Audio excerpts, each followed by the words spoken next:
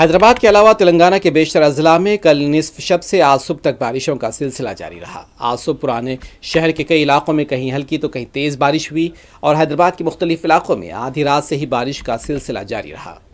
Banjara Hills, جبلی Hills, کوکٹ پلی، سیری لنگم پلی، مہدی پٹنم، پنجاگٹا، چار مینار، ملکاج گری، مشیرآباد، میاں پور، گچی بولی، رائے درگ اور درگم چیرو اور جبلی ہلز کے علاقوں میں گرج چمک کے ساتھ بارش ہوئی۔ اسی طرح اضلاع یعنی سنگاریڈی، وقار آباد، میڈچل، سدی پیٹ، کریم نگر اور جگتیال میں بھی بارش ہوئی۔ محکمہ موسمیات کے مطابق حیدرآباد کے علاوہ ریاست کے کئی اضلاع میں بھی بارش کا آغاز ہو چکا ہے۔ دوسری جانب محکمہ موسمیات نے خبردار بھی کیا ہے کہ ریاست کے مختلف علاقوں میں آئندہ 2 دنوں تک شدید بارش ہونے کا امکان ہے۔ تیز ہواؤں یعنی 40 سے 50 کلومیٹر فی گھنٹے کی رفتار سے گرج چمک اور آسمانی بجلی گرنے کے امکانات بھی بتائے گئے ہیں۔